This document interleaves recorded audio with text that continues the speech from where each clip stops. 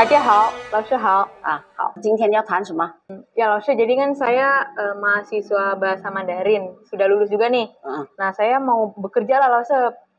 Nah, mau tapi bekerja maksudnya mau masuk masuk ke ke jenjang, dunia kerja, ya itu kayak- namanya 进入职场, 职场. Nah, terus apa masalahnya? tapi saya tuh merasa banyak banget kosakata tentang di dunia pekerjaan yang saya belum paham, Lausha. Betul, nggak salah kamu. Memang di universitas kan sama dunia bisnis atau dunia perdagangan memang beda dunia. Beda dunia ya beda kosakata. Iya, Kira-kira apa yang masih banyak yang bolong, Lausha. dikhawatirkan apa kira-kira? Nah, Lausha kira-kira bisa kasih bekal saya apa nih, Lausha nih? Ya benar, bekal ya. Kita cari yang umum aja dulu. Kita ambil satu kata yang paling gampang ya. Tutup pintu misalnya. Kuanmen. Pinter, kuanmen. Nah, kalau kamu memperhatikan saya nih, saya kan sakit gitu, terus kamu kesian sama saya, itu apa? Nah, kuansin laoshi. Kuansin laoshi. Papa mama kuansin haizimen. Kuansin itu kuan juga.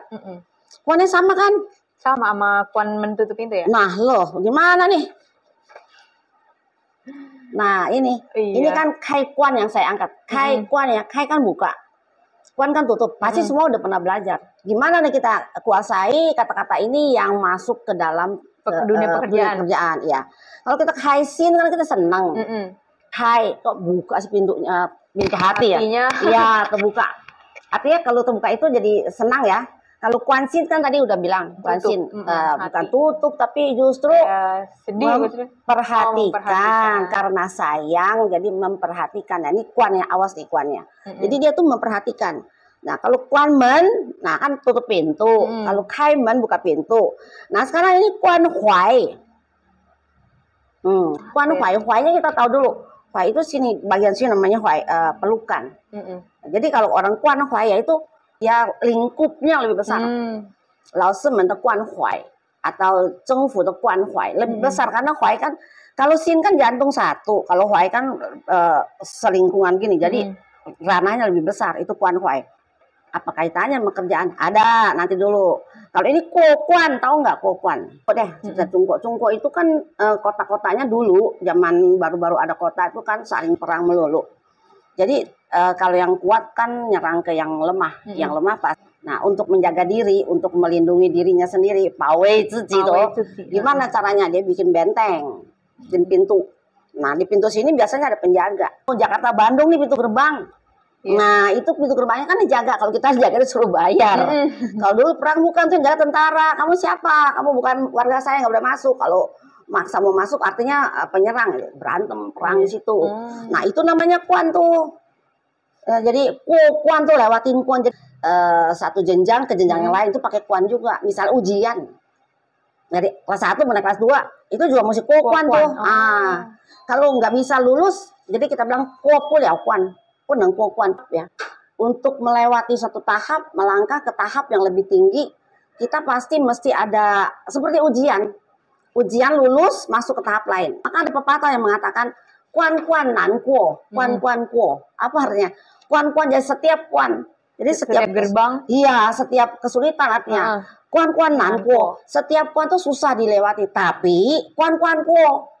Setiap kesulitan tuh bisa dilewati. Artinya ada murid saya yang lagi kecil mengatakan, saya tuh kalau ambil rapot ternyata bagus nih, rapotnya bisa naik kelas tuh dia bukan senang. Dia merasa ya kali ini sih memang naik, nanti kan ada lagi kalau kelas 2. Lebih susah. Apakah gue bisa? Dia nggak percaya diri. Padahal dia nggak tahu. Saya bilang sebenarnya orang membuat soal ujian tuh kan sesuai yang diajarkan. Memang untuk formalitas juga atau untuk ujian aja, evaluasi, bukan untuk menjatuhkan kan. Coba sekelas 60 orang bisa atau 30 orang yang nggak naik berapa sih? Kan biasanya kan minoritas. Tapi anak-anak nggak ngerti, jadi ada takut. Nah, itu belakangan udah besar baru tahu, oh ternyata hidup ini juga sama. Banyak ujian. Nah, bisa kuan jadi ujian juga dong. Iya. Ujian bisa, pintu ini juga bisa kuan nan kuo. Nah, kembali lagi sekarang ke tempat kerjaan. Adakah kata-kata kuan ini? Ada. Contohnya kalau kita import, misalnya dari luar negeri barang mau datang ke kita, itu kan mesti lewat kuan dulu. Kalau dia nggak lewat kuan langsung masuk, artinya nyelundup. Iya. ya kan? Nah, itu kuannya di mana? Kalau di laut, jalan laut misalnya. Itu haikuan. Nah, itu haikuan. Haikuan. Yao puyao kuo kuan. Yao. Yao kuo kuan. Harus lewat kuan. Tapi bagaimana cara lewatnya? Bayar. Pajak. Bayar pajak. Apa tuh pajaknya? Suiwu. Nah, suiwu. Tapi kuan sui namanya. Oh, kuan sui. Kalau u itu harus tahu dulu. U itu urusan. Se-u. Fu-u. Sui-u. Jadi urusan. Jadi kalau bayar bukan bayar urusan pajak. Kalau bayar ya bayar pajak. Jadi kuan sui, namanya kuan sui. Yao jiao kuan sui, itu kuan. Jadi kita bisa angkat di sini bahwa dibilang kita nggak bisa, kayaknya bisa, kuan pernah tahu kan? Iya. Tapi masalahnya padanan katanya. Nah, jadi di sini ya mungkin kita lihat sini haikuan. Haikuan jadi bea cukai. Bea cukai. Kalau kuan sui itu ya itu bayarannya, pajaknya, pajak cukainya, pajaknya. Bisa yang udara juga sama kalau kuan sui nggak ada hainya kan, ya. Begitu kalau kuan ka atau kuan cia, yang baca kuan cia ya. Cia itu ya penghadang. Jadi artinya ya satu jam kantor itu yang kita harus lewati itu namanya kuan. Nah, di sini yang kita angkat adalah penggunaan kata yang pernah kita pelajari kan. Kamu lagi belajar mungkin dari pertama belajar udah tahu kuan kan. Kai, men, kuan, men, tahu. Tapi di balik itu kuan punya makna lain yang lebih banyak. Iya, baru tahu hari ini loh.